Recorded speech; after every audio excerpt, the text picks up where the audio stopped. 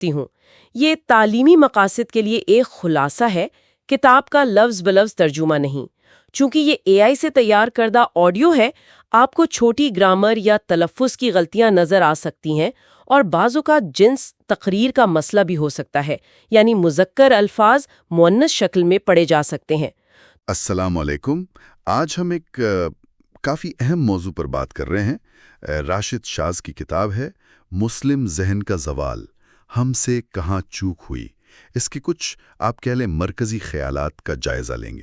جی بالکل، اور یہ کتاب اصل میں مسلمانوں کے فکری سفر کو دیکھتی ہے ایک تنقیدی نظر سے، کہ وہ جو قرآن کی بنیادی سوچ تھی، جو غور و فکر پر زور دیتی تھی، وہ وقت کے ساتھ کیسے بدلی، کیوں بدلی۔ ہاں، اور مصنف جسے کہتے ہیں پیغمبرانہ اسلام اور روایتی اسلام، ان میں فرق کیسے پیدا ہوا؟ جی یہی ہمارا مقصد ہے آج سمجھنا، کہ مصنف کے دلائل کیا ہیں۔ وہ پیغمبرانہ اسلام کو دلیل اور مشاہدے پر مبنی بتاتے ہیں، جبکہ روایتی اسلام ان کے نزدیک زیادہ تقلیدی ہے۔ تو یہ فرق کیسے آیا؟ کون سے تاریخی عوامل تھے؟ اور یہ بات واضح کر دیں کہ یہ گفتگو بس ان ذرائع پر مبنی ہے جو ہمارے پاس ہیں۔ ہمارا مقصد غیر جانبداری سے مصنف کے خیالات کو سامنے لانا ہے، ان کی تائید یا تردید وہ ہمارا کام نہیں۔ بالکل، صرف معلومات کو سمجھنا اور پیش کرنا۔ تو آئیے اس فکری تجزیے کا آغاز کرتے ہیں۔ کتاب کا ایک بنیادی سوال یہ ہے کہ اچھا، اگر اسلام کی تشریح بار بار نہ ہوتی، مختلف علماء کے ہاتھوں، تو آج اس کی اصل روح کیسی ہوتی؟ مصنف ان دو اسلام، پیغمبرانہ اور روایتی، ان کے بیچ میں ایک خلیج دیکھتے ہیں۔ وہ مثال دیتے ہیں ایک 2 منزلہ عمارت کی، جس میں آپ سمجھیں کوئی زینہ ہی نہیں ہے۔ جی یہ بہت اہم نقطہ اٹھایا ہے انہوں نے۔ ان کے مطابق پیغمبرانہ اسلام کی بنیاد تھی براہ راست قرآن پر غور کرنا، کائنات کو سمجھنا۔ اچھا، قرآن بار بار کہتا ہے نا، کائنات کی تخلیق با مقصد ہے۔ جیسے سورہ آل عمران میں ہے، اے ہمارے رب، تو نے یہ سب بے مقصد پیدا نہیں کیا۔ یعنی کائنات کو سمجھنا، اس کے قوانین جاننا، یہ بھی دین کا حصہ تھا۔ صحیح۔ لیکن مصنف کا موقف ہے کہ جو روایتی اسلام ہے، وہ آہستہ آہستہ ماضی کی تشریحات پر، جو قائم شدہ مکاتب فکر تھے، ان پر زیادہ انحصار کرنے لگا۔ تو مطلب براہ راست قرآن سے جو تعلق تھا وہ کمزور ہو گیا۔ جی ان کے مطابق وہ براہ راست رہنمائی لینے کا عمل کمزور پڑ گیا۔ مصنف یہاں ایک اور دلچسپ بات کرتے ہیں، کیچ آن سنڈروم کی، مغرب کی نقل۔ ہاں یہ بھی ایک اہم تنقید ہے ان کی۔ وہ کہتے ہیں کہ مسلم دنیا نے بس مغرب کی سائنس، ٹیکنالوجی، ان کی کامیابیوں کو دیکھ کر اسی کی نقل کو ترقی سمجھ لیا، اپنی اندرونی فکری نشو و نما پر توجہ نہیں دی۔ بالکل، یہاں تک کہ وہ مغربی تعلیمی اداروں کو اپنانے پر بھی سوال اٹھاتے ہیں کہ کیا یہ ادارے واقعی ہماری یعنی مسلم معاشروں کے نفسیات اور ضرورتوں کے مطابق ہیں بھی یا نہیں۔ تو پھر حل کیا ہے؟ مطلب کتاب کیا کہتی ہے؟ کتاب کا استدلال یہ ہے کہ حقیقی ترقی وہ معاشرے کے اندر سے آتی ہے، اپنی اقدار سے، اپنے بنیادی ماخذ سے، یعنی قرآن و سنت کی روشنی میں۔ اچھا، یہ صرف باہر سے علم لے آنا کافی نہیں، بلکہ اپنی بنیاد پر کھڑے ہو کر دنیا کو سمجھنا اور اپنا کردار ادا کرنا۔ اس کے لیے مصنف کہتے ہیں اپنی مذہبی سمجھ کا تنقیدی جائزہ لینا ضروری ہے۔ اچھا، تو آئیے ذرا تاریخ میں چلتے ہیں۔ کتاب کچھ مثالیں دیتی ہے جہاں مصنف کے خیال میں ارادے تو نیک تھے، لیکن نتائج غیر متوقع نکلے یا شاید منفی بھی۔ جی بالکل، اور یہ بہت غور طلب بات ہے کہ کیسے بعض اوقات اصلاح کی کوششیں بھی وہ جو ہے نا پیچیدگیاں پیدا کر دیتی ہیں۔ جی، پہلی مثال وہ عمر بن عبدالعزیز کی دیتے ہیں، اموی خلیفہ۔ انہوں نے حدیثیں جمع کرنے کا ایک سرکاری منصوبہ بنایا تاکہ گھڑی ہوئی حدیثیں روکی جا سکیں۔ ہاں، اگرچہ وہ ان کی زندگی میں پورا نہیں ہو سکا منصوبہ۔ صحیح، لیکن اس سے ایک روایت قائم ہوئی حدیث کو منظم کرنے کی۔ مصنف کا خیال ہے کہ اس سے شاید غیر ارادی طور پر حدیث کو ایک متن کی شکل میں حتمی سمجھنے کا رجحان بڑھ گیا، اور براہ راست قرآن پر غور کرنے کی اہمیت وہ کچھ کم ہو گئی۔ پھر عباسی خلیفہ المامون، وہ تو خود عالم تھے۔ جی بالکل۔ انہوں نے کوشش کی کہ مسلمانوں کو عقائد میں ایک کیا جائے، خاص طور پر وہ قرآن کے مخلوق ہونے یا نہ ہونے کا مسئلہ تھا۔ بڑا متنازع مسئلہ تھا وہ۔ ہاں، تو مقصد شاید فلسفیانہ بحثیں ختم کرنا تھا، لیکن ہوا کیا؟ سختیاں ہوئیں، جانیں گئیں، اور فکری انتشار وہ تو اور بڑھ گیا۔ اتحاد کی کوشش الٹا تقسیم کا باعث بن گئی۔ بالکل۔ اور یہاں ایک اور نمونہ نظر آتا ہے۔ دیکھیں نظام الملک توسی، انہوں نے نظامیہ مدارس بنائے۔ مقصد تھا سنی اسلام کو فروغ دینا، باطنی تحریکوں کا مقابلہ کرنا، جو کہ ایک بڑا کام سمجھا جاتا ہے۔ بلا شبہ ان مدارس نے سنی فکر کو مضبوط کیا، لیکن مصنف کے نزدیک اس سے ایک اور چیز ہوئی۔ دینی اور غیر دینی علوم کی تقسیم وہ ایک طرح سے پکی ہو گئی، مستقل ہو گئی، جو شاید قرآن کی جامعیت کے تصور سے مختلف تھی۔ اچھا، اور پھر مملوک سلطان بیبرز، انہوں نے قاہرہ میں 4 سنی مکاتب فکر کے لیے الگ الگ قاضی مقرر کر دیے۔ جی، مقصد تھا فقہی جھگڑوں کو کم کرنا۔ لیکن نتیجہ؟ مصنف کہتے ہیں کہ اس سے یہ 4 مکاتب وہ مستقل اداروں کی طرح بن گئے، اور امت عملی طور پر ان میں بٹ کر رہ گئی۔ تو مطلب تنوع کو منظم کرنے کی کوشش نے تقسیم کو اور گہرا کر دیا۔ ہاں، کچھ ایسا ہی لگتا ہے مصنف کے تجزیے سے۔ تو جو بات بار بار سامنے آ رہی ہے وہ یہ ہے کہ تاریخ میں اتحاد یا وضاحت یا اصلاح کے لیے جو قدم اٹھائے گئے، مصنف کے مطابق وہ غیر ارادی طور پر مزید سختی یا تقسیم یا پھر مخصوص تشریحات کو اصل ماخذ پر فوقیت دینے کا سبب بنے۔ یہ سمجھنا واقعی اہم ہے کہ ان تاریخی لمحات نے بعد کی اسلامی فکر پر کیسے اثر ڈالا۔ اچھا، اب ذرا واپس قرآن کی طرف آتے ہیں، اور وہ جو ابتدائی ذہنیت تھی اس پر۔ کتاب زور دیتی ہے کہ قرآن صرف عبادت یا قانون نہیں بلکہ ایک پورا طرز فکر دیتا ہے۔ جی، ایک مکمل ضابطۂ حیات۔ ہاں، کائنات پر غور کرنا، اللہ کے قوانین کو سمجھنا اور انسانیت کو تیار کرنا کہ نبوت کے بعد وہ عقل اور وحی کی روشنی میں اپنا راستہ خود بنائیں۔ بالکل۔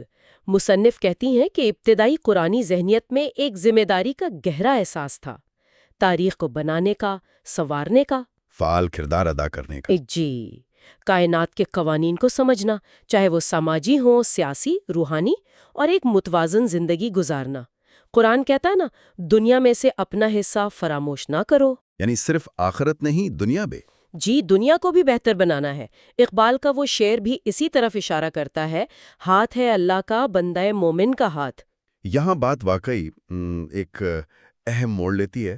مصنف کا دعویٰ ہے کہ یہ جو طاقتور، فعال ذہنیت تھی، یہ نبی اکرم صلی اللہ علیہ وسلم کے وصال کے کوئی 50 سال بعد ہی کمزور پڑنا شروع ہو گئی۔ اتنی جلدی؟ ہاں، اور بنیادی وجہ بتاتے ہیں اندرونی سیاسی اختلافات، خاص طور پر حضرت عثمان رضی اللہ تعالیٰ کی شہادت کے بعد جو خلفشار پیدا ہوا۔ صحیح، وہ ایک بہت بڑا سانحہ تھا۔ بالکل، اور پھر خلافت کا تصور بھی وہ آہستہ آہستہ موروثی بادشاہت کی طرف جانے لگا۔ جی، خلفائے رسول اللہ سے بادشاہت کی طرف۔ مصنف کہتی ہیں کہ اس دور میں سیاسی مقاصد کے لیے مذہبی روایات اور قرآنی تشریحات کو استعمال کرنے کا رجحان بڑھا۔ یعنی اپنے موقف کو مضبوط کرنے کے لیے۔ جی، مختلف گروہوں نے روایات وضع کی یا ان کی اپنی مرضی کی تشریح کی۔ امام مسلم نے بھی اپنی صحیح کے مقدمے میں لکھا ہے کہ بعض اوقات نیک نیت لوگ بھی وہ جو ہے نا نادانستہ غلط بیانی کر جاتے ہیں۔ یہ وہ دور تھا جب بہت سے سلف صالحین کہلانے والے بزرگوں کی آراء اور تشریحات نے مستقبل کی اسلامی فکر کی بنیاد رکھی۔ آئیے کچھ اور اہم واقعات دیکھتے ہیں جن کا کتاب میں ذکر ہے۔ حضرت ابو بکر کا دور، زکوٰۃ کا تنازع۔ جی، وہ کچھ قبائل نے مرکز کو زکوٰۃ دینے سے انکار کر دیا تھا، تو حضرت ابو بکر نے اسے بغاوت سمجھا اور سختی سے نمٹے۔ مصنف کے مطابق یہ پہلا موقع تھا جب مسلمانوں کے خلاف ریاست کی طاقت استعمال ہوئی، جو شاید نبی اکرم صلی اللہ علیہ وسلم کے طریقے سے مختلف تھا۔ اور اسی طرح حضرت ابو بکر کا وہ فیصلہ کہ انبیاء وراثت نہیں چھوڑتے۔ ہاں، کہ نبی اکرم صلی اللہ علیہ وسلم کی جائیداد بیت المال میں جائے گی۔ مقصد شاید موروثی حق کو ختم کرنا تھا۔ جی، غالباً یہی تھا، لیکن اس سے آن حضرت صلی اللہ علیہ وآلہ وسلم کے کچھ قریبی رشتہ داروں میں رنجش پیدا ہوئی۔ تو یہ فیصلے بتاتے ہیں کہ شروع میں بھی قیادت کے لیے چیلنجز تھے۔ پھر حضرت عمر کا دور آتا ہے، بہت سے انتظامی اور اجتہادی فیصلے ہوئے، انہوں نے دیوان عطا قائم کیا۔ جی، فتوحات کی آمدنی سے مسلمانوں کے لیے وظیفے۔ کچھ صحابہ کو فکر تھی کہ لوگ کام چھوڑ دیں گے، لیکن حضرت عمر نے اسے ضروری سمجھا۔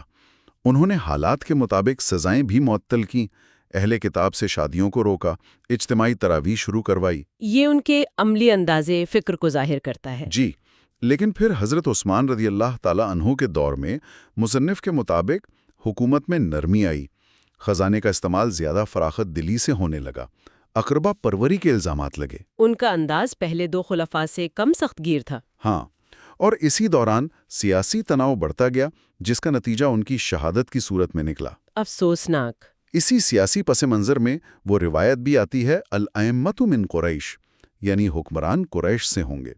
کتاب اس پر سوال اٹھاتی ہے، کیا یہ واقعی نبی کا حکم تھا یا بعد کے حالات کی پیداوار؟ جی، اور متضاد روایات بھی تو ہیں، جیسے وہ حبشی غلام والی حدیث۔ بالکل، سنو اور اطاعت کرو، چاہے تم پر کشمش جیسے سر والا حبشی غلام ہی کیوں نہ مقرر کر دیا جائے۔ تو یہ قیادت کا مسئلہ کتنا پیچیدہ تھا، یہ ظاہر ہوتا ہے۔ تو اگر ان سب کو ملا کر دیکھیں، معاشی تبدیلیاں جیسے دیوان العطا، سیاسی فیصلے جیسے زکوٰۃ، یا قیادت کا سوال اور بدلتے حکومتی انداز، تو ان سب نے مل کر مدینہ کے سادہ معاشرے کو ایک پھیلتی ہوئی سلطنت میں بدل دیا۔ جی، اور مصنف اسے عرب سامراجیت کی طرف پہلا قدم کہتی ہیں۔ ایک اور بڑا موڑ تھا خلافت کے مرکز کا بدلنا، مدینہ سے پہلے کوفہ، پھر دمشق۔ ہاں، اس سے اسلام پر علاقائی ثقافتوں کا اثر بڑھا، خاص طور پر شامی اور فارسی۔ اموی خلیفہ عبد الملک بن مروان کا دور، مصنف اسے ایک اہم سنگ میل قرار دیتے ہیں۔ جی، عبد الملک کے دور میں کئی چیزیں ادارہ جاتی بنی، عربی سرکاری زبان بن گئی۔ مصنف کے خیال میں اس سے اسلام کا عالمی پیغام ایک خاص ثقافت یعنی عربیت سے جڑ گیا۔ اچھا، سکوں پر حکمران کا نام آنے لگا، مناقب یعنی شخصیات کی تعریف میں مبالغہ آمیز قصے وہ سیاسی مقاصد کے لیے استعمال ہونے لگے۔ تو مطلب ایک زیادہ منظم، مرکزی لیکن شاید کم روحانی سلطنت بن رہی تھی؟ کچھ ایسا ہی تاثر ملتا ہے۔ اور دولت کی فراوانی نے طرز زندگی بھی بدلا ہوگا۔ ظاہر ہے، دیوان العطا کے بعد لوگوں کے پاس پیسہ آیا، فارغ وقت آیا۔ مصنف ایرانی اور رومی تہذیبوں کے اثرات کا ذکر کرتی ہیں۔ موسیقی، شاعری، عشق و عشرت کا رجحان بڑھا۔ اور غلامی اور لونڈیوں کا ادارہ؟ وہ پہلے سے تھا، لیکن اس دور میں مزید پھیلا اور اسے کچھ فقہی تشریحات سے آپ کہہ لیں جواز بھی فراہم کیا گیا۔ وہ اموی شاعر کا شعر بھی ہے نا، یزید الناقص کا؟ جی، انا ابن کسرا و ابی مروان، قیصر و جدی و جدی خاقان۔ میں کسرا کا بیٹا، باپ مروان، قیصر نانا، خاقان دادا۔ یہ شاہانہ ذہنیت دکھاتا ہے۔ کتاب میں خلفاء کی شاہ خرچیوں کی مثالیں بھی ہیں۔ جی، المامون کی شادی، الواسق کا سونے کا دسترخوان، یہ سب ابتدائی سادگی سے بہت مختلف تھا۔ اب آتے ہیں فنون لطیفہ پر۔ موسیقی، شاعری، یہ ایک دلچسپ بحث ہے کیونکہ بعد میں اس پر بڑا اختلاف رہا۔ جی ہاں، بہت زیادہ۔ مصنف دلیل دیتے ہیں کہ ابتدائی اسلامی معاشرہ، خاص طور پر حجاز کا، وہ جمالیات سے خالی نہیں تھا۔ قرآن نے لغو شاعری کی مذمت کی لیکن خوش ہلہانی کی حوصلہ افزائی کی، جیسے حضرت داؤد کی آواز کا ذکر۔ بالکل، نبی اکرم صلی اللہ علیہ وسلم کے زمانے میں موسیقی کے ثبوت ملتے ہیں۔ دھپ بجتا تھا، حبشی گاتے تھے، وہ طلع البدر علینا گایا گیا مدینہ آمد پر۔ عیدین پر گانے کی اجازت تھی، شادیوں پر گانے کا رواج تھا۔ جی، اور قرآن کی خوبصورت آواز میں تلاوت، اس پر تو بہت زور تھا۔ وہ ابو موسیٰ الاشعری رضی اللہ تعالیٰ عنہ والی حدیث یاد ہے، تمہیں آل داؤد کی خوشحلانیوں میں سے ایک خوشحلانی عطا کی گئی ہے۔ ہاں، کتاب میں کئی صحابہ اور تابعین کا ذکر ہے جو موسیقی سے دلچسپی رکھتے تھے یا اسے برا نہیں سمجھتے تھے۔ عبداللہ بن جعفر رضی اللہ تعالیٰ عنہ، ابن زبیر رضی اللہ تعالیٰ عنہ، حسان بن ثابت رضی اللہ تعالیٰ عنہ، حضرت عائشہ رضی اللہ تعالیٰ عنہ، یہاں تک کہ حضرت عمر اور حضرت عثمان رضی اللہ تعالیٰ عنہ کے حوالے سے بھی کچھ روایات ہیں۔ یہ تصویر اس عام خیال سے مختلف ہے کہ شروع میں فنون لطیفہ کی کوئی جگہ نہیں تھی۔ کچھ واقعات بھی دلچسپ ہیں، جیسے حضرت حسان کا اپنی شاعری سن کر رونا، یا حضرت معاویہ رضی اللہ تعالیٰ عنہ کا موسیقی سن کر پاؤں تھپ تھپانا اور کہنا کہ شریف آدمی تو خوشی سے لطف اندوز ہوتا ہی ہے۔ حضرت عثمان کا اپنی کنیزوں کا گانا سننا، لیکن فجر کے وقت روک کر استغفار کی تلقین کرنا۔ جی، مدینہ میں باقاعدہ گلوکارائیں تھیں، جیسے عزت المیلہ، موسیقی کی محفلیں بھی ہوتی تھیں سکینہ بنت حسین رضی اللہ تعالی عنہا کے گھر۔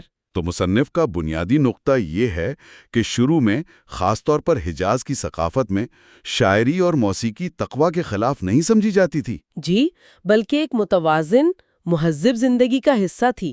یہ بعد کی سیاسی اور سماجی تبدیلیوں کا اثر تھا کہ ان چیزوں کو زیادہ سختی سے دیکھا جانے لگا۔ اس تبدیلی کا ذمہ دار مصنف کسے ٹھہراتے ہیں؟ وہ حضرت معاویہ رضی اللہ تعالیٰ عنہ کے بعد کے سیاسی زوال اور کچھ علماء کی طرف سے حکمرانوں کی مرضی کے مطابق تشریحات کرنے کو ذمہ دار ٹھہراتی ہیں۔ مثال کے طور پر وہ شہاب زہری سے منسوب روایات کا ذکر کرتی ہیں جنہوں نے لونڈیوں کے جنسی استحصال کو قرآن کی آیت ما ملکت ایمانکم کی آڑ میں جائز قرار دیا۔ اگرچہ اس سے سب متفق نہیں تھے، جیسے عمر بن عبد العزیز۔ جی، انہوں نے مخالفت کی، لیکن وہ تشریح غالب آ گئی۔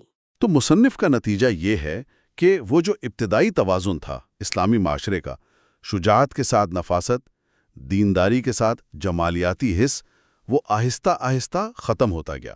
جی، غلامی، حرم سرا جیسے ادارے مضبوط ہوئے جنہیں اکثر فقہی حمایت بھی ملی۔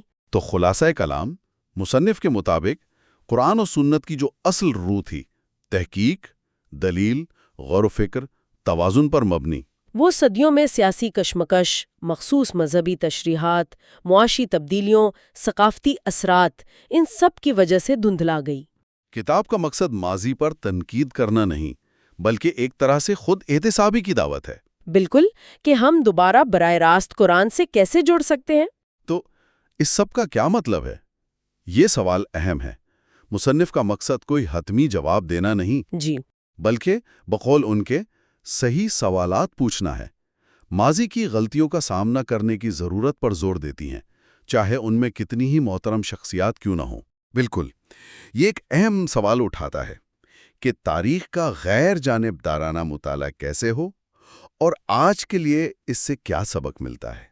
جی، یہ کتاب بنیادی طور پر ایک داخلی مکالمے کا آغاز ہے۔ اور آخر میں ایک نقطہ ہم سامعین کے لیے چھوڑتے ہیں سوچنے کے لیے، جو اس پوری گفتگو سے نکلتا ہے۔ اگر جیسا کہ مصنف دلیل دیتے ہیں، تاریخی عوامل اور تشریحات نے اصل پیغام اور ابتدائی روح کو کسی حد تک متاثر کیا ہے، تو آج کے دور میں انفرادی اور اجتماعی سطح پر مسلمانوں کی کیا ذمہ داری بنتی ہے کہ وہ جدید چیلنجز کا سامنا کرتے ہوئے تحقیق اور توازن کی اس بنیادی قرآنی روح سے دوبارہ کیسے جڑیں؟ یہ واقعی ایک گہرا سوال ہے جس پر سوچنے کی ضرورت ہے۔ خوش آمدید۔ آج ہم ایک بہت ہی دلچسپ اور کہنا چاہیے کہ فکر انگیز موضوع پر بات کر رہے ہیں۔ جی، یعنی ابتدائی اسلامی فکر پر بیرونی اثرات، خاص طور پر یونانی فلسفے کے۔ بالکل، اور یہ صرف کوئی پرانی تاریخ کی بات نہیں ہے۔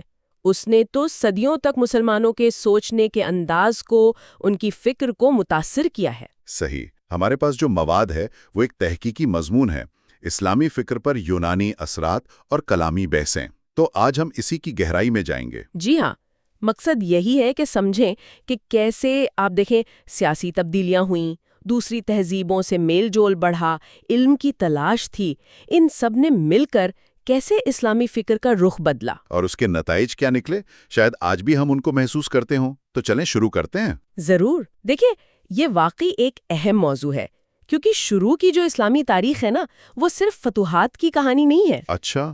جی، وہ شدید فکری ہلچل، نظریاتی تبدیلیوں کا دور بھی ہے، اور شاید سب سے بنیادی تبدیلی وہ خلافت کے مرکز کا مدینہ منورہ سے ہٹنا تھا۔ ہاں، پہلے دمشق، پھر بغداد۔ بالکل، اور یہ صرف شہر بدلنا نہیں تھا، اس نے اسلامی فکر کو ایک بالکل نئے ماحول میں، ایک نئے چیلنج کے سامنے لا کھڑا کیا۔ اچھا، تو یہ مرکز کی تبدیلی یہ اتنی اہم کیوں تھی؟ مطلب اس نئے ماحول سے کیا مراد ہے؟ دیکھیں، مدینہ کا معاشرہ نسبتاً یکساں تھا، لیکن کوفہ، دمشق، بغداد یہ بڑے شہر تھے، اور شروع میں یہاں مسلمانوں کی تعداد بہت کم تھی۔ کتنی کم؟ ایک اموی گورنر کا تو قول ہے کہ 64 ہجری میں عراق میں نئے مسلمان صرف 3% تھے، ہارون الرشید کے زمانے تک جا کر یہ کوئی 40% ہوئے۔ اوہو، تو اس کا مطلب ہے کہ مسلمان ایک ملی جلی سوسائٹی میں رہ رہے تھے؟ بالکل، کثیر الثقافتی کثیر المذہب معاشرہ، جہاں غیر مسلم بھی تھے، نئے نئے مسلمان ہونے والے بھی تھے، اور ان سب کا ظاہر ہے سماجی اور فکری اثر تو ہونا تھا۔ تو اس ماحول نے اسلامی فکر پر کیا اثر ڈالا؟ سب سے بڑا اثر تو یہ ہوا کہ اب مسلمانوں کو اپنے عقائد صرف بیان نہیں کرنے تھے، ان کا دفاع بھی کرنا تھا۔ دفاع؟ کن سے؟ خاص طور پر جیسے شام میں، وہاں عیسائیت کی ایک بہت مضبوط علمی اور فلسفیانہ روایت تھی، تو مسلمانوں کو چیلنج محسوس ہوا، ضرورت پڑی کہ اسلامی عقائد کو صرف وحی کی بنیاد پر نہیں بلکہ عقلی دلائل سے بھی ثابت کیا جائے۔ یعنی ریشنل آرگیومنٹس؟ جی ہاں، یہیں سے وہ عقلی بحثیں شروع ہوئیں؟ جی ہاں، یہیں سے وہ ضرورت پیدا ہوئی۔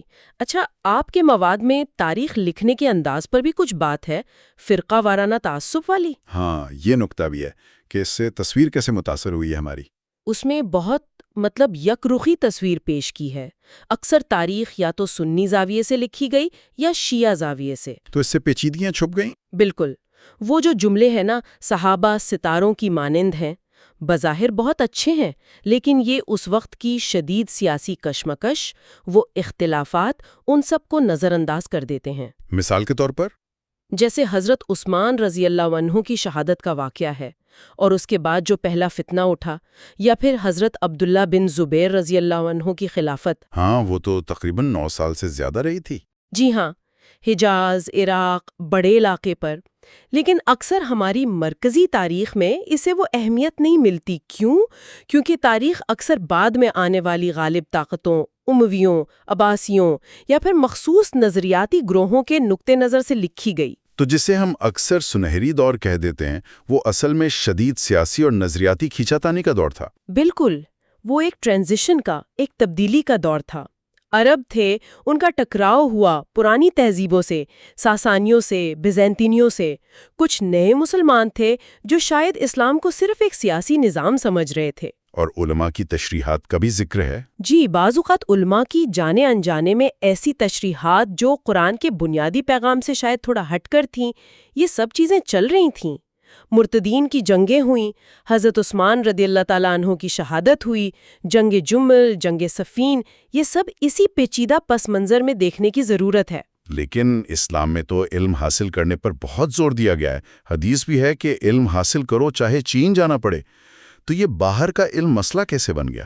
آپ کی بات بالکل درست ہے۔ شروع میں علم اور اہل علم کا بڑا احترام تھا، مذہب، تہذیب، اس سے فرق نہیں پڑتا تھا۔ جیسے امیر معاویہ کے معالج عیسائی تھے؟ جی ہاں، ابو الحکم یا عمرو بن عاص کا مصر فتح کرنے کے بعد اسکندریہ کے ایک عالم سے ملنا اور متاثر ہونا، یہ کھلا پن تھا۔ تو پھر گڑبڑ کہاں ہوئی؟ کب یہ علم فائدے کے بجائے مسئلہ بننے لگا؟ دیکھیں، مسئلہ خود علم میں نہیں تھا، مسئلہ آیا حالات میں اور علم کے استعمال میں۔ کیسے؟ جب خلافت ملوکیت میں بدلی، اندرونی خلفشار بڑھا تو اسلامی اصولوں کی گرفت کمزور ہوئی۔ اب ایسے میں کیا ہوا؟ مختلف اسلامی گروہوں نے ان بیرونی علوم کو، خاص طور پر یونانی منطق اور فلسفے کو، اپنی آپسی لڑائیوں میں ہتھیار بنا لیا۔ اچھا، یعنی ایک دوسرے کے خلاف استعمال کیا۔ جی، تقدیر پر بحثیں، قضا و قدر، خلق قرآن، یہ بحثیں جو پہلے شاید علمی حلقوں تک تھیں، وہ عوامی سطح پر آ گئیں اور گروہ بندیاں ہونے لگیں۔ تو جو علم مکالمے کے لیے تھا، وہ مناظرے بازی اور تفریقے کا سبب بننے لگا۔ بالکل، اور اس فکری انتشار میں جو باہر کے فکری نظام تھے، خاص طور پر یونانی فلسفہ، اس نے آہستہ آہستہ حق کو باطل کے فیصلوں میں ایک طرح سے ثالث کا رول ادا کرنا شروع کر دیا۔ اور اس سارے عمل کو تیز کس چیز نے کیا؟ ترجمے کی ایک بہت بڑی تحریک نے۔ اچھا، یہ ترجمے کی تحریک یہ کب اور کیسے شروع ہوئی؟ اس کی ہلکی سی شکل تو اموی دور میں بھی نظر آتی ہے، خاص طور پر خلیفہ عبد الملک اور ہشام بن عبد الملک کے زمانے میں۔ کچھ تکنیکی، کچھ ادبی کتابوں کے ترجمے ہوئے۔ لیکن اصل کام عباسی دور میں ہوا؟ جی، اصل کام ایک باقاعدہ منظم تحریک وہ عباسی دور میں بنی، ہارون الرشید اور خاص طور پر مامون الرشید کے زمانے میں۔ بغداد میں بیت الحکمہ کا قیام اسی لیے تھا۔ بیت الحکمہ، ہاؤس آف وزڈم۔ جی، وہاں فارسی سے، سریانی سے اور سب سے بڑھ کر یونانی زبان سے فلسفہ، منطق، طب، ریاضی، فلکیات، غرض ہر علم کی کتابیں عربی میں لائی گئیں۔ تو یہ سلسلہ کب تک چلا؟ تقریباً 1.5-2 صدیوں تک یہ بڑے زور و شور سے جاری رہا۔ ہر قسم کی چیز کا ترجمہ ہوا، اہم، غیر اہم، سب۔ استعمال کی دعوت دیتا ہے۔ جی بالکل۔ لیکن مسلمان مفکرین نے براہ راست اس دعوت پر عمل کرنے کے بجائے پرانی یونانی کتابوں پر زیادہ بھروسہ کیوں شروع کر دیا؟ یہی وہ نقطہ ہے جو اس ساری بحث کے مرکز میں ہے۔ دیکھیے، قرآن کا زاویہ نیا تھا۔ وہ براہ راست کہہ رہا تھا کائنات کو دیکھو، وہی پر غور کرو۔ لیکن یونانی متن پرانے تھے۔ جی، وہ صدیوں پرانے تھے۔ ان کی ایک علمی شان و شوکت تھی، ایک بنا بنایا مرتب نظام تھا۔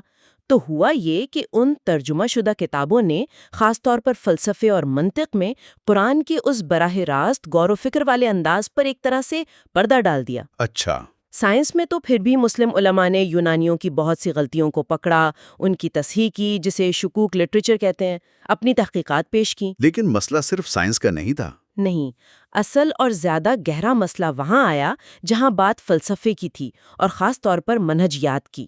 منہجیات یعنی میتھڈالوجیز؟ جی، منہجیات یعنی سوچنے کا طریقہ، دلیل بنانے کا انداز، نتیجے تک پہنچنے کا راستہ۔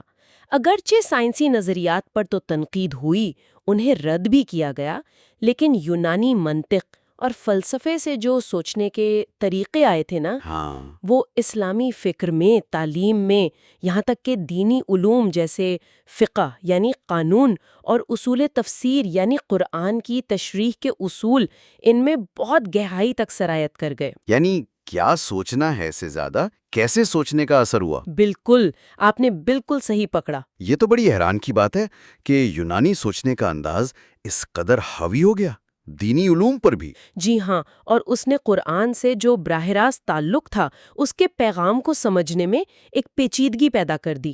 اس فکری الجھن سے نکلنے میں پھر صدیاں لگ گئیں۔ یہاں تک کہ جو لوگ یونانی فلسفے پر تنقید کر رہے تھے وہ بھی اسی انداز میں سوچ رہے تھے۔ اکثر ایسا ہی ہوا۔ بعد میں جب بڑے بڑے مسلم مفکرین نے یونانی فلسفے کے کچھ نظریات کو چیلنج کیا، مثلاً پتلیمیوسی نظام فلکیات کو، تب بھی وہ دلیل دینے کے لیے اکثر وہی یونانی منطقی اوزار استعمال کر رہے تھے جن پر وہ تنقید کر رہے تھے۔ وہ فریم ورک ہی اتنا مضبوط ہو چکا تھا۔ تو کیا علم الکلام کا جو ظہور ہوا وہ اسی صورتحال کا رد عمل تھا؟ بنیادی طور پر تو یہی تھا۔ علم الکلام یعنی وہ علمی شعبہ جو عقلی دلائل سے اسلامی عقائد کو ثابت کرتا ہے، ان کا دفاع کرتا ہے، وہ اسی چیلنج کے جواب میں آیا تھا۔ مقصد کیا تھا اس کا؟ مقصد تھا بیرونی فلسفوں کا دوسرے مذاہب کے اعتراضات کا عقلی جواب دینا، لیکن وقت کے ساتھ ساتھ یہ خود ایک بڑا پیچیدہ باقاعدہ علمی شعبہ بن گیا۔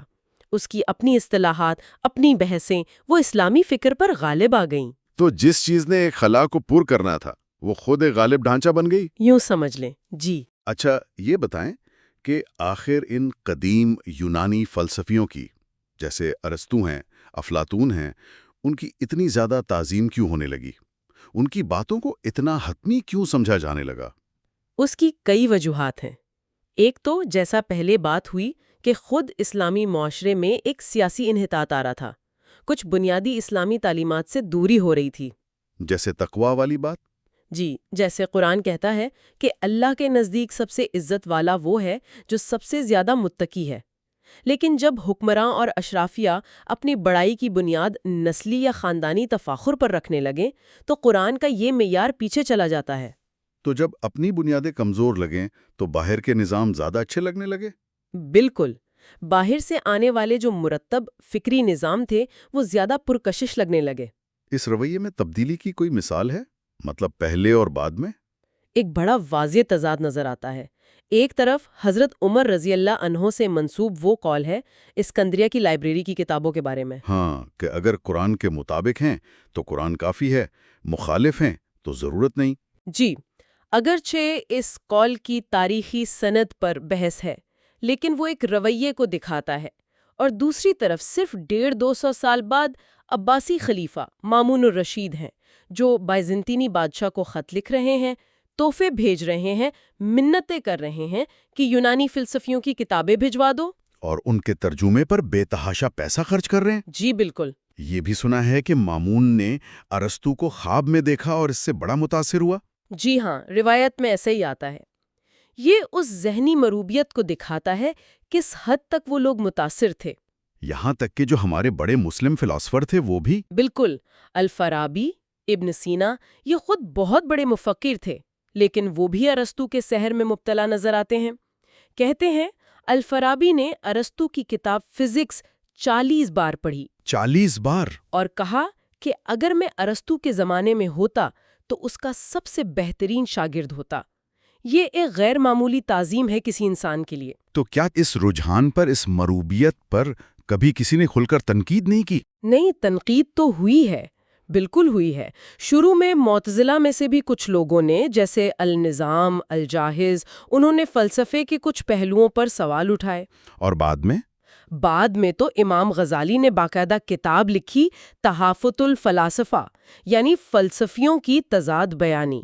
اس میں انہوں نے فلسفیوں کے کئی نظریات کا بھرپور رد کیا۔ اور کون کون تھے؟ ابو البرکات بغدادی تھے، پھر خاص طور پر ابن تیمیہ نے یونانی منطق اور فلسفے پر بہت سخت تنقید کی۔ امام فخر الدین رازی نے اپنی تفسیر میں کوشش کی کہ قرآن کو غیر ضروری فلسفیانہ بحثوں اور اسرائیلیات سے پاک کریں۔ لیکن اگر اتنی تنقید ہوئی، اتنے بڑے ناموں نے کی، تو پھر یہ یونانی اثرات اتنے گہرے کیسے رہے؟ یہ ختم کیوں نہیں ہوئے؟ یہی تو اصل نکتہ ہے۔ مسئلہ یہ تھا کہ تنقید کرنے والے بھی اکثر اسی فکری ماحول میں انہی علمی اوزاروں یعنی منطق اور کلام میں پلے بڑھے تھے۔ اچھا۔ صدیوں کی تربیت تھی، وہ پورا علمی ڈھانچہ ہی یونانی منطق اور بحث کے طریقوں پر کھڑا ہو چکا تھا۔ تو ناقدین کے لیے بھی اپنی تمام تر ذہانت اور کوشش کے باوجود اس فریم ورک سے مکمل طور پر باہر نکل کر ایک بالکل نیا متبادل فکری نظام پیش کرنا یہ انتہائی مشکل کام تھا۔ یعنی وہ سسٹم پر تنقید تو کر رہے تھے، لیکن اکثر اسی سسٹم کی زبان اور اوزار استعمال کرتے ہوئے۔ بالکل ایسا ہی تھا۔ اور اس سارے ڈھانچے میں منطق کو، لاجک کو یہ مرکزی حیثیت کیسے مل گئی؟ دیکھیں، 10ویں صدی میں ابو بشر متی بن یونس اور خاص طور پر الفارابی، انہوں نے ارسطو کی منطق کو اسلامی علمی دنیا میں بہت فروغ دیا۔ کیا شروع میں کوئی مزاحمت ہوئی تھی؟ جی ہاں، کچھ ہوئی۔ بغداد میں ایک بڑا مشہور مناظرہ ہوا تھا۔ ایک طرف ماہر لغت تھے ابو سعید صرافی اور دوسری طرف منطقی ابو بشر متی۔ اچھا، کیا بحث ہوئی؟ صرافی نے کہا کہ بھئی ہمیں دنیا کو سمجھنے اور بات کرنے کے لیے عربی زبان اور اس کی گرامر کافی ہے، یہ ارسطو کی یونانی منطق کی کیا ضرورت ہے؟ لیکن الفارابی جیسے مفکرین نے پھر یہ دلیل دی کہ جو ہمارے فقہاء ہیں، قانون دان اور متکلمین ہیں، ماہرین کلام، وہ جو استدلال کرتے ہیں، دلیلیں دیتے ہیں، وہ دراصل یونانی منطق کے اصول ہی استعمال کر رہے ہیں، چاہے انہیں خود پتہ نہ ہو۔ اور پھر امام غزالی نے آ کر اسے اور پکا کر دیا۔ جی ہاں، امام غزالی نے تو کمال ہی کر دیا۔ انہوں نے منطق کو نہ صرف جائز کہا بلکہ تمام علوم کے لیے، دینی علوم سمیت ایک ضروری اوزار قرار دے دیا۔ ضروری؟ جی، انہوں نے کہا کہ جسے منطق نہیں آتی اس کے علم پر بھروسہ ہی نہیں کیا جا سکتا۔ اس کے بعد تو منطق باقاعدہ مدارس کے نصاب کا لازمی حصہ بن گئی۔ آج تک؟ جی ہاں، نجم الدین کاتبی کی الشمسیہ، سنی مدارس میں نصیر الدین طوسی کی تجرید المنطق، شیعہ مدارس میں یہ منطق کی معیاری درسی کتابیں بن گئیں جو آج تک پڑھائی جاتی ہیں۔ اس طرح یونانی منطق اسلامی علمی روایت کی آپ کہیں بنیادوں میں شامل ہو گئی۔ اور علم الکلام کا کیا ہوا؟ وہ جو شروع ہوا تھا اسلام کا دفاع کرنے کے لیے، وہ اندرونی بحثوں کا ذریعہ کیسے بن گیا؟ عام کے عیسائی علماء، ان کے اعتراضات کا جواب دینا تھا۔ تو ادب الجدل یعنی بحث کے اصول بنے؟ جی، لیکن جب اسلامی سلطنت پھیلی، بہت سے لوگ مسلمان ہو گئے، تو وہ جو بیرونی مخاطب تھا وہ ایک طرح سے کم ہو گیا۔ تو اب رخ اندر کی طرف ہو گیا۔ بالکل، اب علم الکلام کا زیادہ تر استعمال مسلمانوں کے اپنے اندرونی فرقوں کے درمیان ہونے لگا۔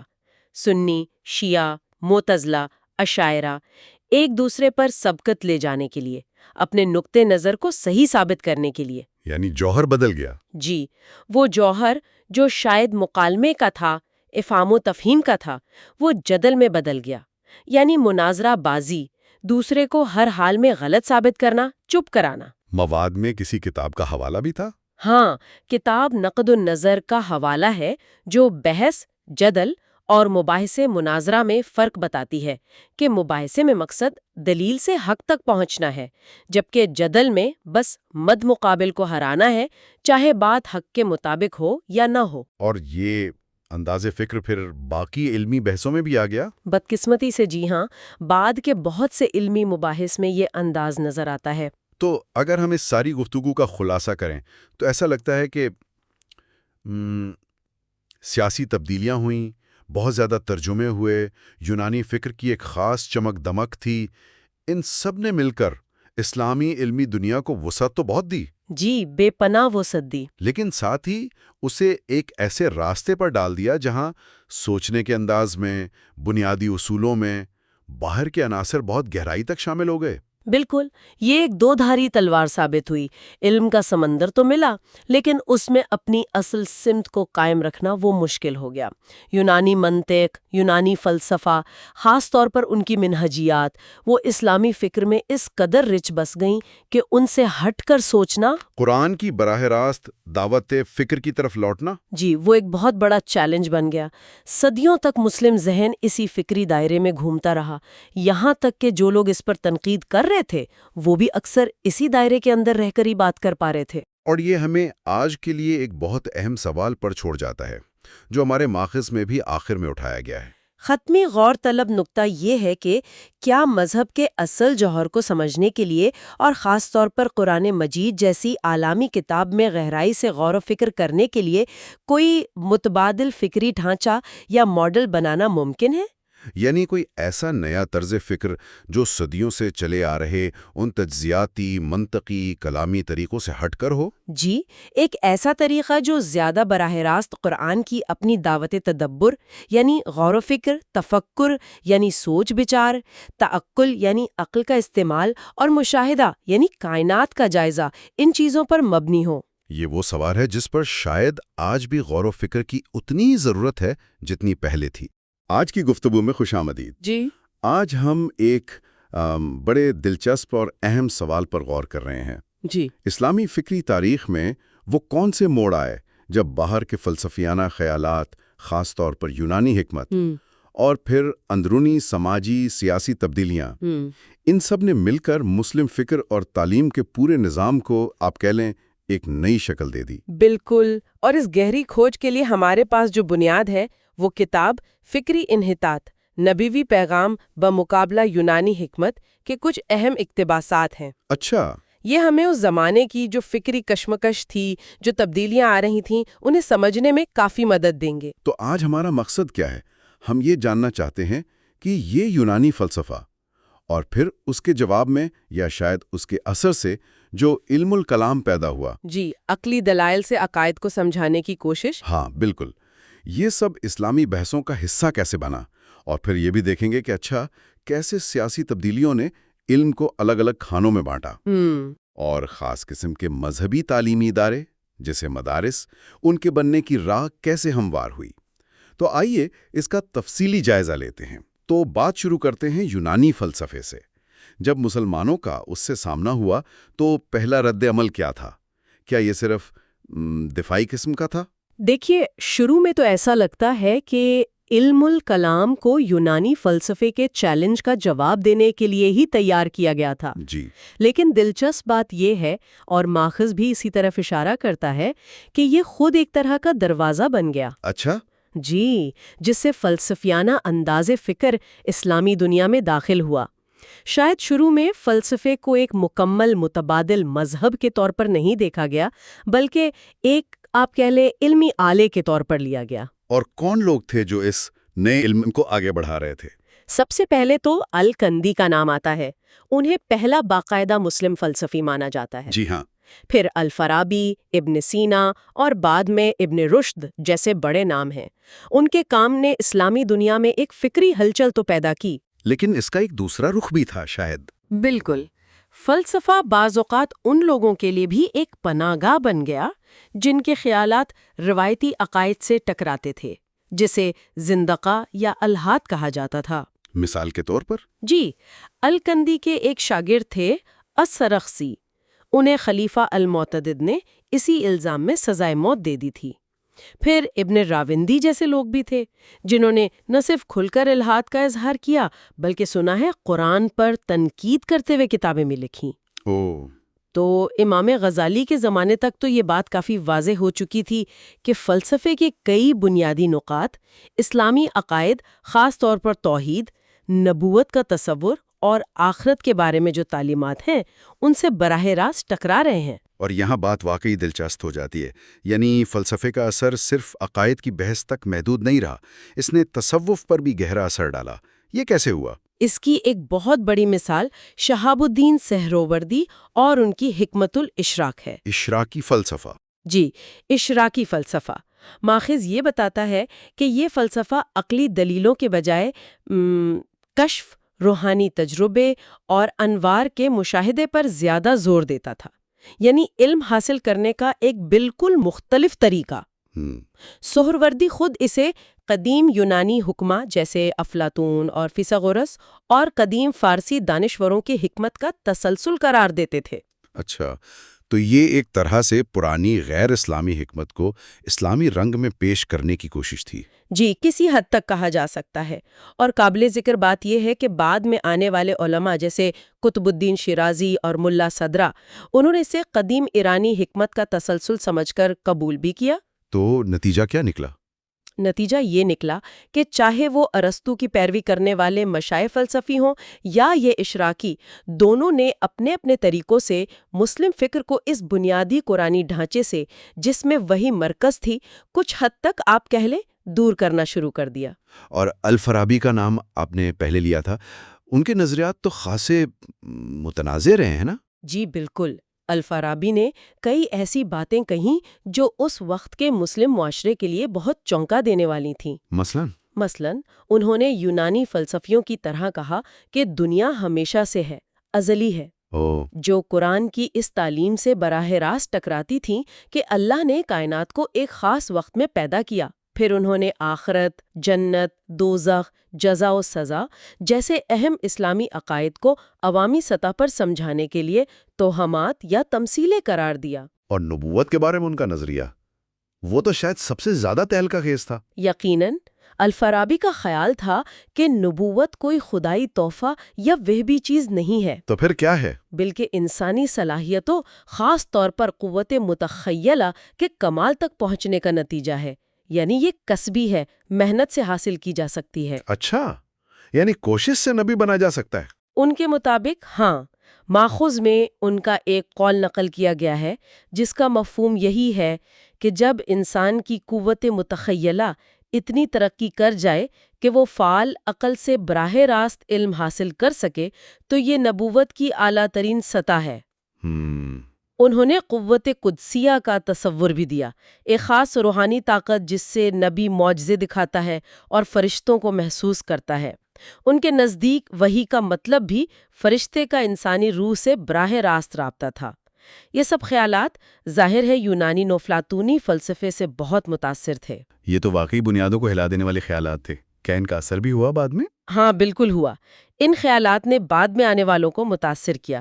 ابن مسکوبیہ نے بھی نبوت کے کسبی ہونے کا نظریہ پیش کیا، اور حیرت انگیز طور پر ماخذ یہ بتاتا ہے کہ امام غزالی جیسے عظیم عالم نے، جنہوں نے فلسفے پر اتنی شدید تنقید کی، جی ہاں، انہوں نے بھی کسی حد تک اس خیال سے اتفاق کیا کہ نبی بیداری میں وہ مشاہدات کر لیتا ہے جو عام لوگوں کو خواب میں ہوتے ہیں۔ تو اس کا نتیجہ کیا نکلا؟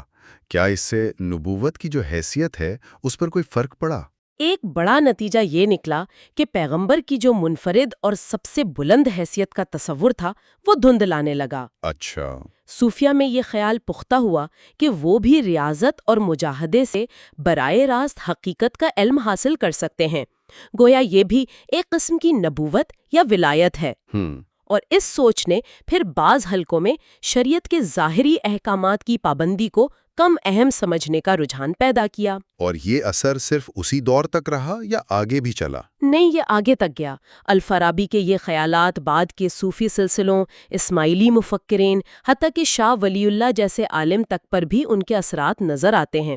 مثال کے طور پر شاہ صاحب کے عالم مثال اور ملائے اعلیٰ کے تصورات میں الفارابی کی فکر کی گونج صاف سنائی دیتی ہے۔ تو یہ تو تھا فلسفیانہ اثرات کا ایک پہلو۔ اب آتے ہیں اس دوسرے اہم نقطے کی طرف جس کا ہم نے شروع میں ذکر کیا تھا، علم کی تقسیم اور باقاعدہ اداروں کا قیام۔ کیا شروع سے ہی علم کو مذہبی اور دنیاوی خانوں میں بانٹا جاتا تھا؟ نہیں، ابتدائی اسلامی صدیوں میں ایسا کوئی واضح تصور نہیں ملتا۔ اچھا، مسجد ہی مرکزی علمی ادارہ تھی اور وہ بہت کھلی جگہ تھی۔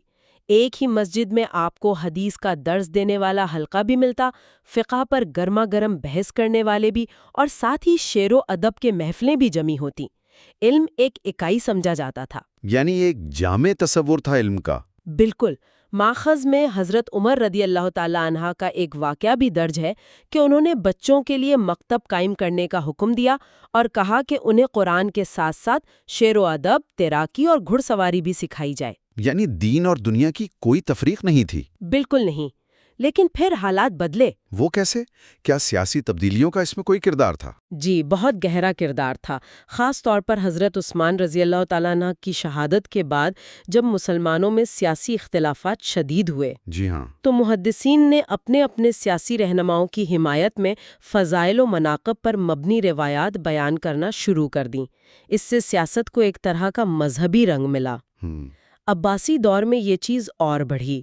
کچھ علماء نے حکمرانوں کی قربت حاصل کرنے کے لیے ان کی حمایت میں روایات پیش کیں، جیسے امام زہری کا خلیفہ عبد الملک بن مروان کی پوزیشن کو مضبوط کرنے کے لیے روایات بیان کرنا۔ اچھا۔ کچھ علماء جیسے امام مالک حکمرانوں سے تحائف بھی قبول کرنے لگے۔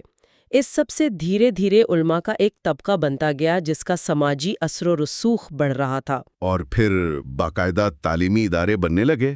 اس میں فاطمیوں کا کیا کردار تھا؟ ماخذ کہتا ہے کہ الازہر کا قیام ایک اہم موڑ تھا۔ یہ واقعی ایک فیصلہ کن موڑ تھا۔ مصر میں فاطمیوں نے 359 ہجری یعنی 970 عیسوی میں جامعہ الازہر قائم کی۔ اور ان کا مقصد کیا وہ خالص علمی تھا؟ نہیں، ان کا مقصد خالصتاً سیاسی اور فرقہ وارانہ تھا۔ وہ اسماعیلی شیعہ تھے اور الازہر کو اپنی فکر پھیلانے اور اپنے سیاسی مخالفین یعنی بغداد کے عباسی خلفاء کے خلاف پروپیگنڈے کے مرکز کے طور پر استعمال کرنا چاہتے تھے۔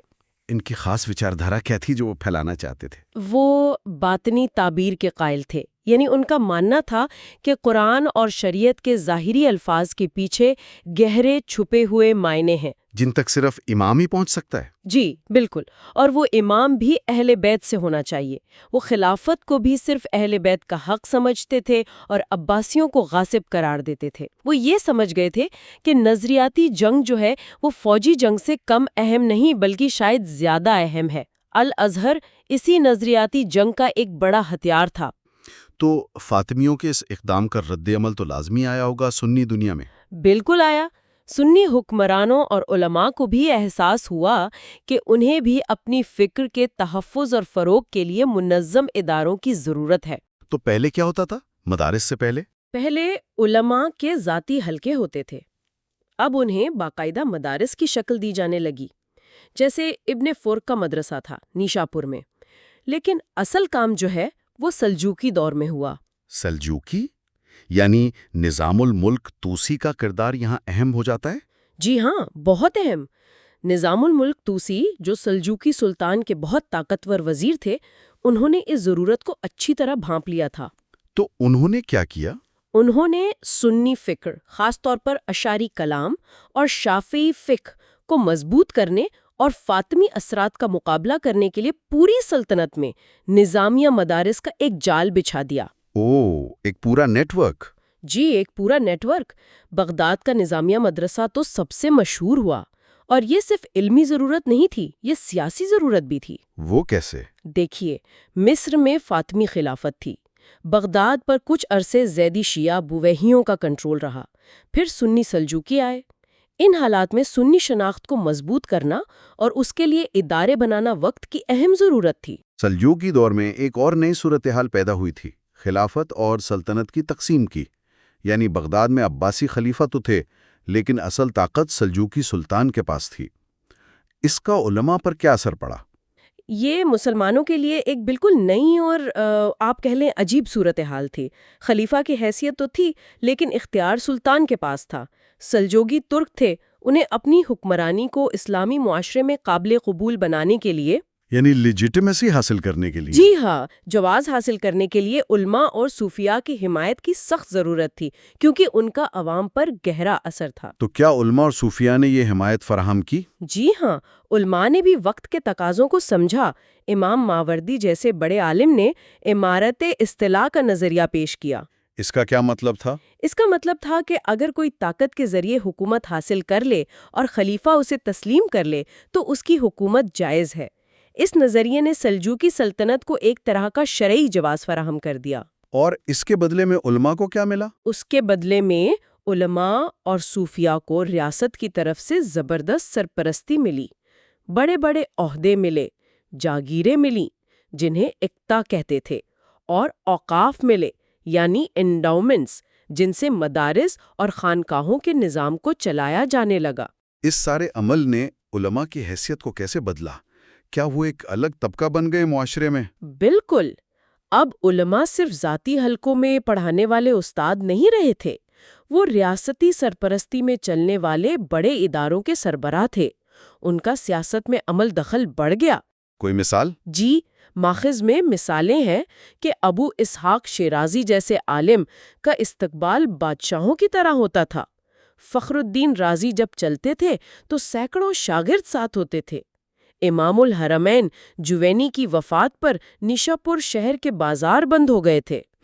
اسی دور میں علماء کے لیے خاص لباس بھی مخصوص ہو گیا، لمبی عبا، بڑی پگڑی، خاص قسم کا جبہ اس کی ابتدا کب ہوئی؟ پر پیش کیا۔ اور وہ بڑے بڑے القاب؟ جی، وہ بھی اسی دور کی پیداوار ہیں۔ امام الحرمین، شمس العلماء، قوام الدین۔ ان کا کیا مطلب ہوتا تھا؟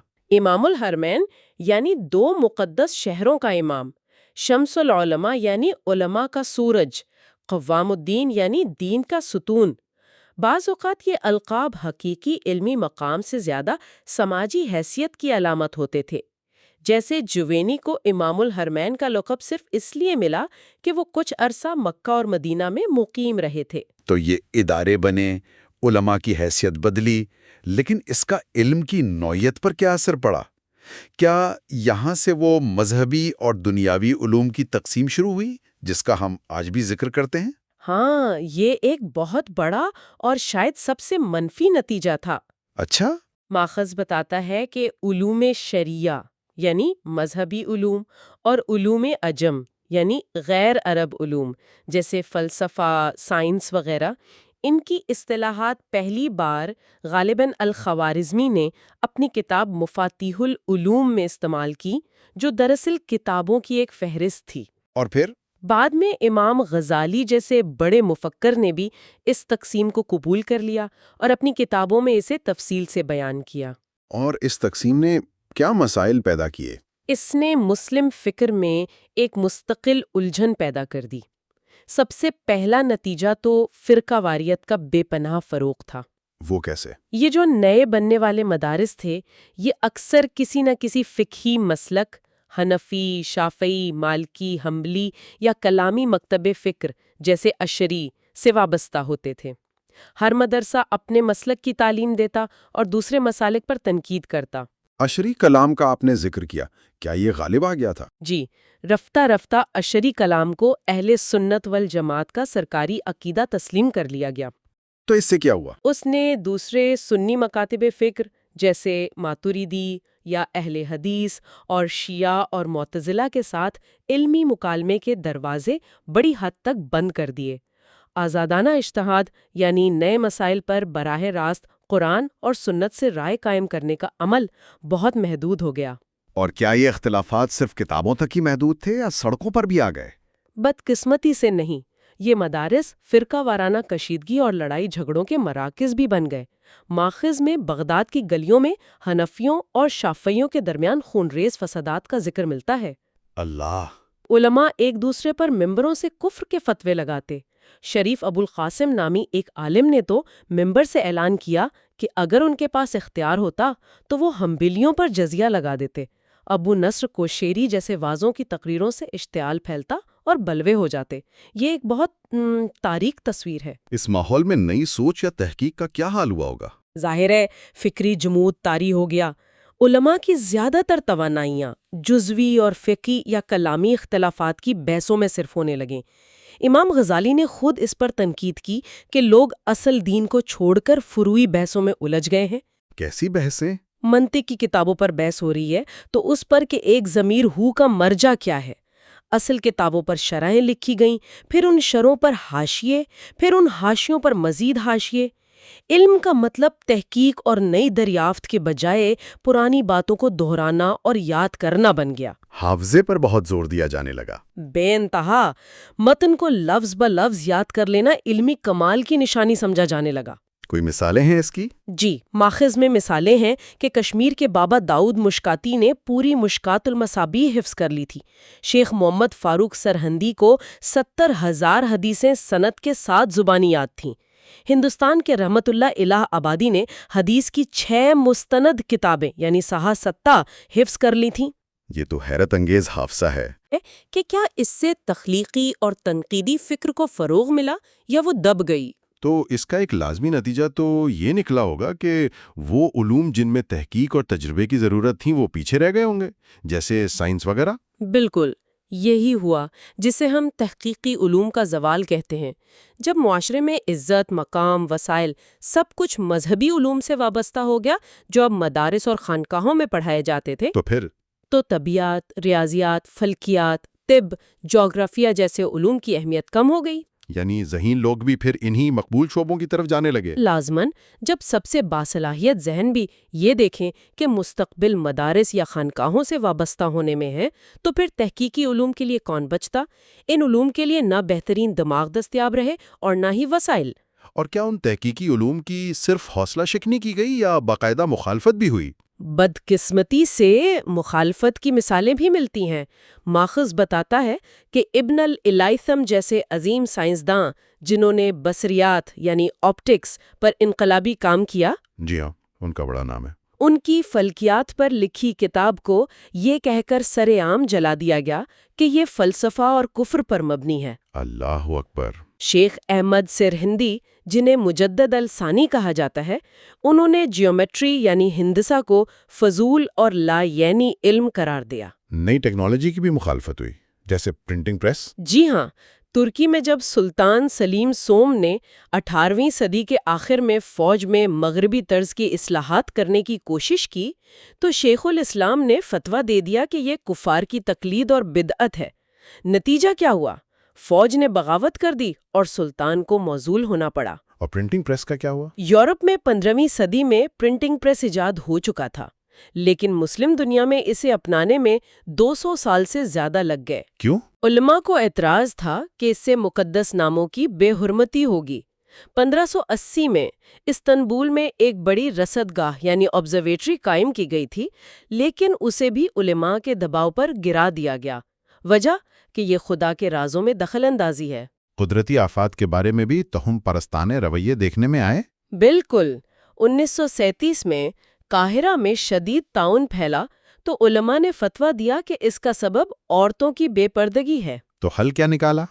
حل یہ کہ عورتوں کو گھروں سے نکلنے سے روک دیا گیا، اور 19ویں صدی تک یہ حال تھا کہ 1869 میں جب استنبول یونیورسٹی میں تحسین افندی نامی استاد نے ہوا کے دباؤ اور خلا یعنی ویکیوم کا سائنسی تجربہ کر کے دکھایا تو حاضرین نے شور مچا دیا کہ یہ جادوگری اور الحاد ہے اور انہیں نوکری سے نکلوا دیا۔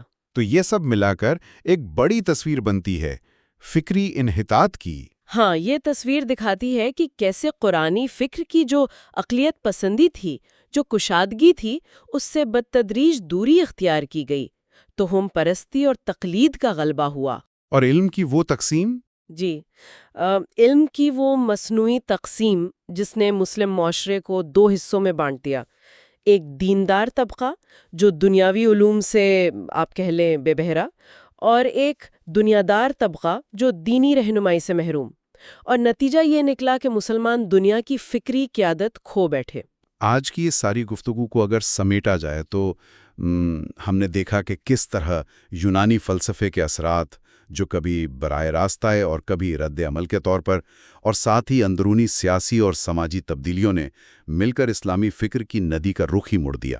جی، باقاعدہ مذہبی اداروں کا قیام، علم کی مذہبی اور دنیاوی خانوں میں تقسیم، اور اس کے نتیجے میں بڑھتی ہوئی فرقہ واریت اور تحقیقی اور تنقیدی سوچ کا زوال، ان سب نے مسلم دنیا پر بہت گہرے اور دیر تک رہنے والے اثرات چھوڑے۔ تو یہ سب جاننے کا کیا فائدہ؟ یہ تاریخ ہمیں سمجھاتی ہے کہ علمی روایتیں کیسے بنتی ہیں، کیسے عروج پاتی ہیں اور کیسے زوال کا شکار ہو سکتی ہیں۔ صحیح۔ یہ ہمیں دکھاتی ہے کہ طاقت، سیاست، سماج اور فکر کے دھارے آپس میں کتنے گتھے ہوئے ہیں، اور یہ بھی کہ بعض اوقات نیک نیتی سے کیے گئے فیصلے بھی مخصوص تاریخی حالات میں ایسے نتائج پیدا کر سکتے ہیں جن کا شاید کسی نے سوچا بھی نہ ہو۔ اور آخر میں ہمارے سننے والوں کے لیے ایک سوال چھوڑ جاتے ہیں۔ یہ جو علم کی تاریخی تقسیم ہے اور یہ جو تحقیق و تنقید سے گریز کی روایت ہے، کیا یہ آج بھی مسلم معاشروں میں علم، نئے ایجادات یعنی انوویشن اور آزادانہ سوچ کے راستے میں رکاوٹ بنی ہوئی ہے؟ کیا ان تاریخی زنجیروں کو سمجھنا مستقبل میں ایک زیادہ جامع، متحرک اور حقیقی معنوں میں قرآن کی روح سے ہم آہنگ علمی روایت کو دوبارہ زندہ کرنے کی طرف پہلا قدم ثابت ہو سکتا ہے؟